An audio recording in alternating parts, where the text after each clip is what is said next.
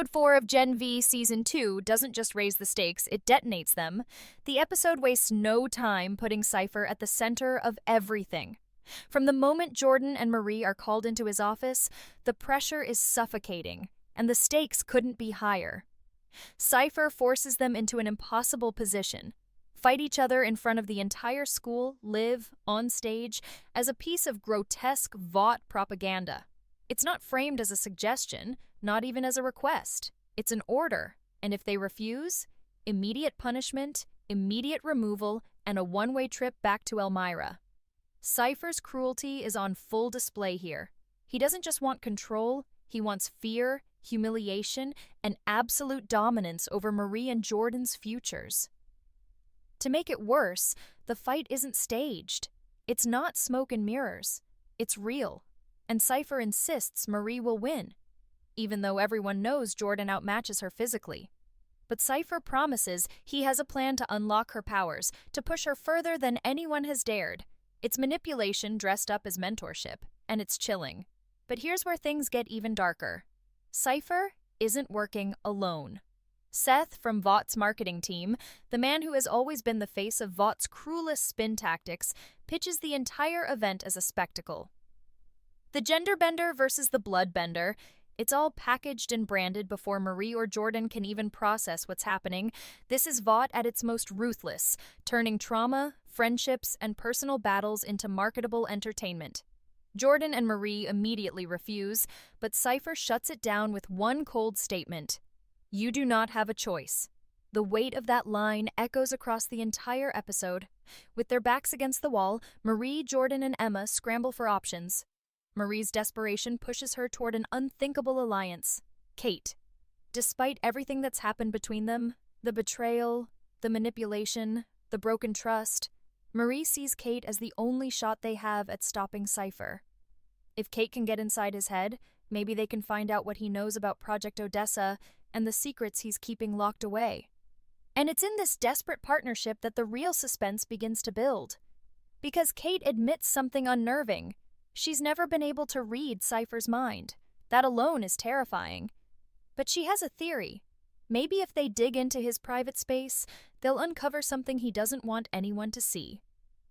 The plan is risky, reckless, and feels like something ripped straight out of Mission Impossible. While Marie distracts Cipher during a training session, Kate and Jordan attempt to break into the mysterious locked door inside Cipher's home. And when they finally succeed, what they uncover isn't just shocking, it's horrifying.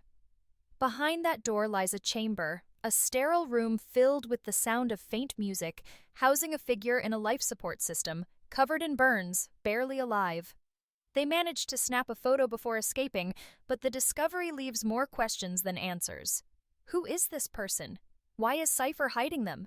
And is this really Thomas Godolkin himself, the man who founded the school and devoted his life to creating the most powerful supe in history? If it is, then Cipher's story becomes more twisted than anyone realized. Meanwhile, Cipher continues his psychological warfare with Marie. In a private training session, he forces her to push her abilities further than ever. First, she has to move bags of blood without bursting them, focusing on every single cell until she gains complete control. Cipher frames it as a lesson in discipline, but it's clear he's conditioning her, molding her into the weapon he wants her to be.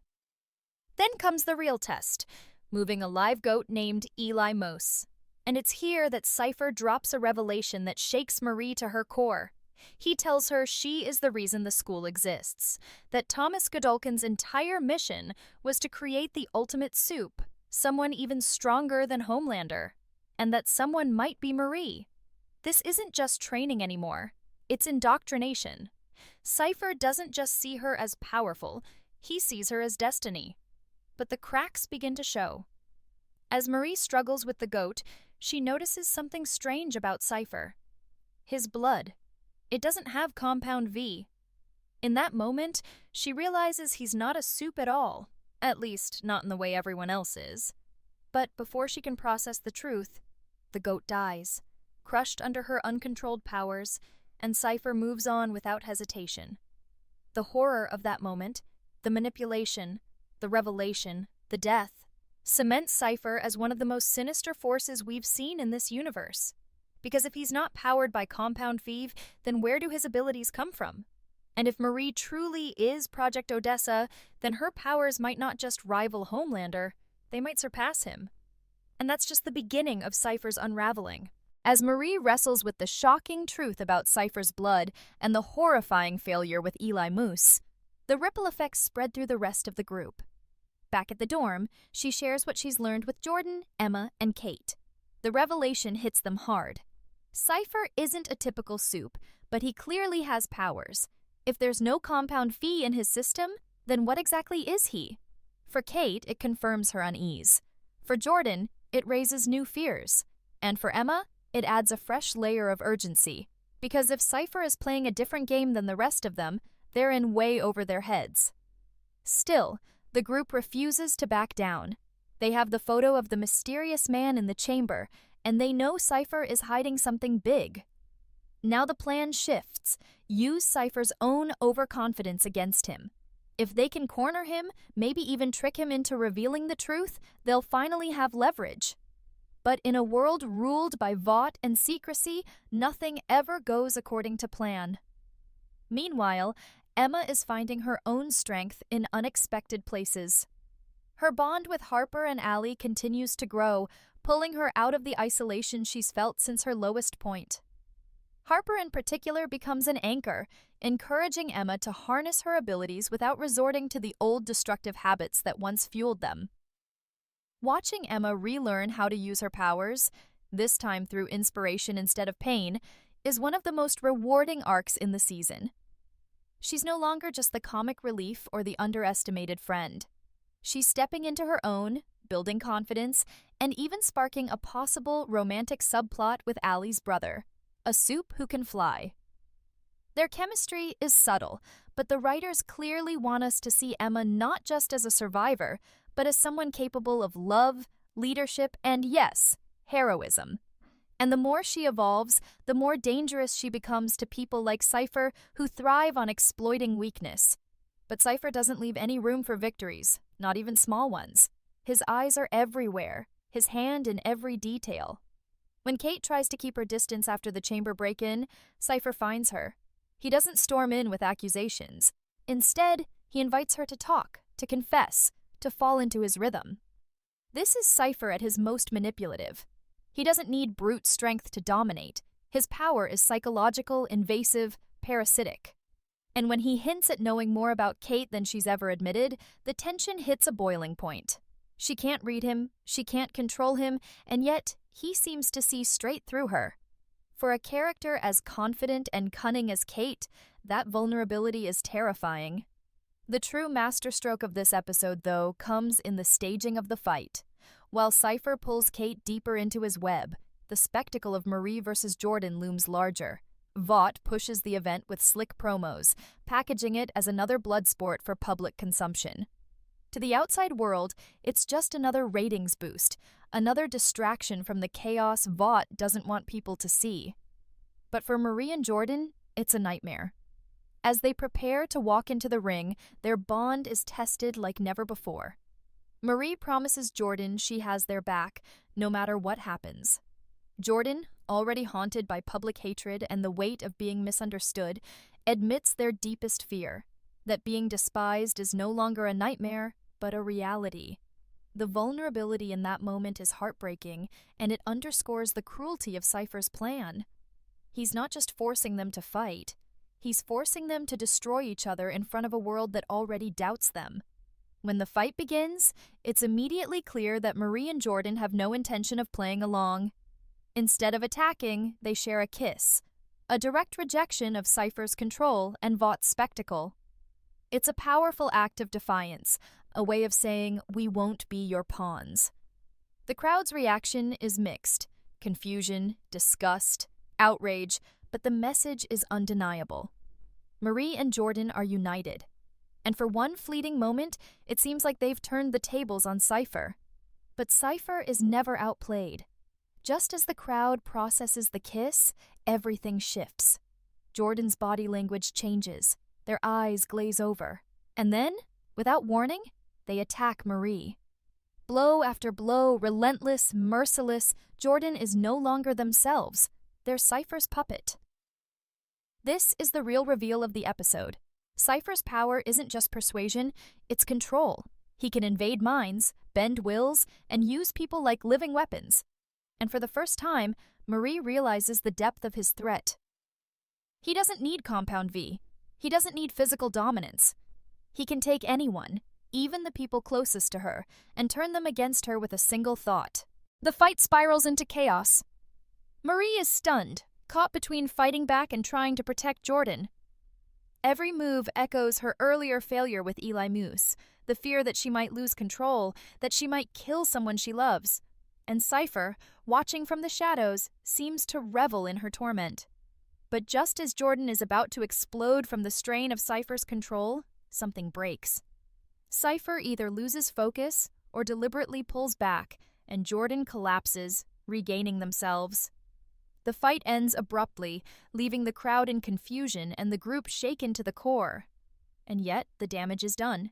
Cipher has revealed himself, not as a powerless manipulator, but as something far more terrifying.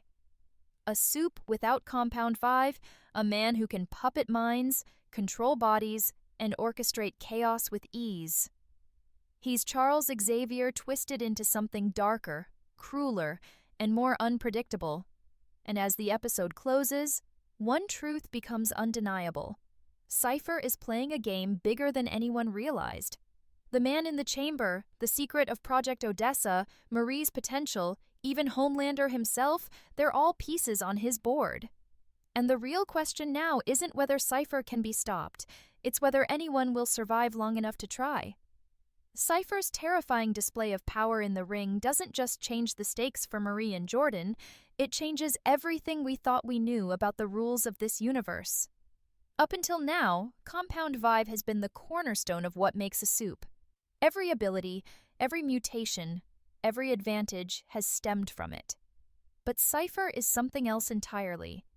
He operates outside the rules, outside the science we've been taught to accept, and that makes him unpredictable in ways even Homelander isn't.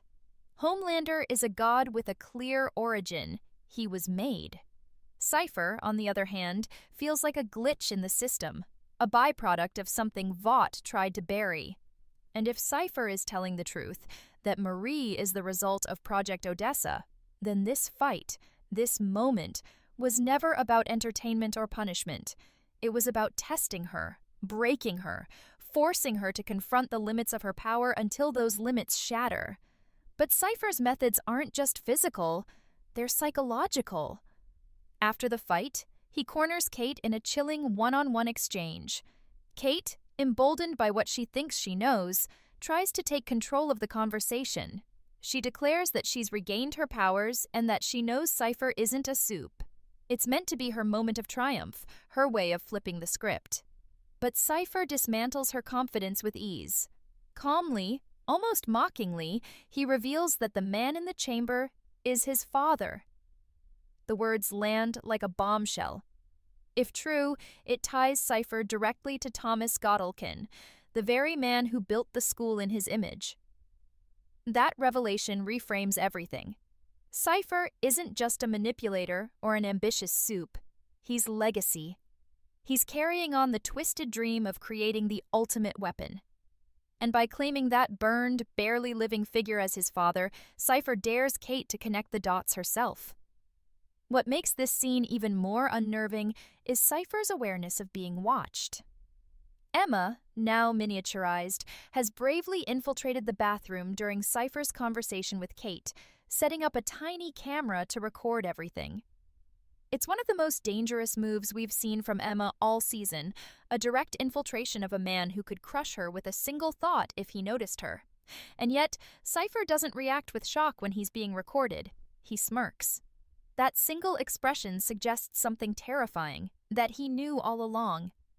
Maybe he sensed Emma. Maybe his powers allow him to detect when he's being observed. Or maybe, and this is even worse, he wanted them to record him, to feed them the information he chose on his terms as part of a larger game. If that's true, then the group isn't ahead of Cipher. They're still dancing to his tune. Meanwhile, the mystery of the chamber looms larger. The burned man inside, hooked to machines, evokes echoes of Stormfront in the boys. But while Stormfront was once a public face of power, this man has been hidden away, erased from history, preserved only as a shadow. If it really is Thomas Godolkin, then Cipher's story becomes one of obsession. A son carrying the burden of a father's failure, determined to succeed where he didn't. But the questions pile up faster than the answers. Has this man been kept alive since the 1960s? What role did he play in Project Odessa? Did he experiment on his own child, injecting Cipher with something outside traditional compound Vi, something undetectable, to create a new breed of supe? And if so, what does that mean for Marie? Is she the culmination of that experiment, or is Cipher simply using her as a pawn to outshine Homelander? Emma's storyline intersects perfectly here. After her infiltration, she regroups with Harper, Allie, and Allie's brother. They're not just side characters anymore. They've become Emma's support network, helping her believe in herself again. Harper especially pushes Emma to step into her power without the destructive methods she once relied on. It's subtle, but important. The writers are contrasting Emma's growth with Cipher's corruption. Emma builds strength through trust, through community, while Cipher hoards power through secrecy and control. This juxtaposition makes Emma's arc feel even more heroic, positioning her as a wild card who might play a bigger role in confronting Cipher later in the season. And yet, the weight of Cipher's manipulation continues to crush the core group. Jordan, still shaken from being used like a puppet, can barely process the trauma. Imagine losing control of your body, being forced to attack someone you love, knowing you were powerless to stop it. Cipher didn't just humiliate Jordan, he violated them in a way that feels deeply personal. It's psychological warfare of the highest order, and it plants seeds of doubt that could fracture the team if Cipher pushes hard enough. Marie, meanwhile, is caught between horror and destiny. Cipher insists she's the key to everything, the weapon who could surpass even Homelander. But how do you embrace that potential when the path to unlocking it is paved with death, manipulation, and lies? Every victory Marie earns feels poisoned, every revelation more damning than the last. Cipher himself grows more enigmatic with each scene. His power to control minds seems clear, but there are hints of something deeper. His awareness of Emma's infiltration, his calculated timing, his ability to sense when and how to exert influence, all of it suggests a broader scope of abilities. Is he simply a puppeteer, or does he also read minds? Does he plant memories, twist perceptions, rewrite reality itself? The show hasn't given us a full picture yet, but the breadcrumbs are there. Cipher might not just be a supe, he might be the next evolutionary step, a being forged not by accident, but by design. And if that's true, then Project Odessa isn't about Marie alone. It's about rewriting the blueprint of power itself. By the time this section of the episode closes, the tension is unbearable. The group is fractured, Cipher is more powerful than ever, and the mystery of the chamber hangs like a guillotine over everything. The question isn't just, who is the man in the chamber? It's, what will Cipher do when he no longer needs to hide him? And as for Marie, her journey is only beginning. She's been told she's the most powerful supe alive. She's been told she's destiny. But in a world where Vought manipulates every narrative and Cipher controls every move, the real danger might not be whether she's powerful enough to fight Homelander. It might be whether she survives long enough to choose her own path. By this point, Cipher is no longer just a shadowy antagonist in the background. He's revealed himself as the central figure of this season. Every plotline, every choice, every revelation funnels back to him, and the more we learn, the more terrifying the picture becomes. The fight between Marie and Jordan may be over, but its consequences linger like an open wound. Jordan struggles with the aftermath of being puppeted, forced into violence against someone they love. That kind of violation doesn't disappear when the fight ends. It leaves scars. And Cipher knows it. That's what makes him so chilling. He's not testing them for sport. He's deliberately breaking them down piece by piece, pulling threads of trust and weaving them into a net he can tighten whenever he chooses. Kate, meanwhile, carries the heaviest burden. She was once Cipher's pawn, then his adversary, and now she's positioned precariously between those roles again. Her attempt to reclaim control, to face Cipher directly, only exposed her vulnerabilities further. He revealed his father in the chamber like it was a casual confession, but it's clear the revelation was meant to destabilize her, to remind her that she doesn't have the upper hand. And it worked. Kate knows Cipher is hiding something bigger than even she imagined. The problem is, her powers, still fractured and unreliable, aren't the weapon she hoped they'd be. So when Cipher calls her out for sneaking into his home, for daring to pry into his secrets, she has no choice but to play along, pretending she can stand toe-to-toe with him while knowing deep down she's already in over her head.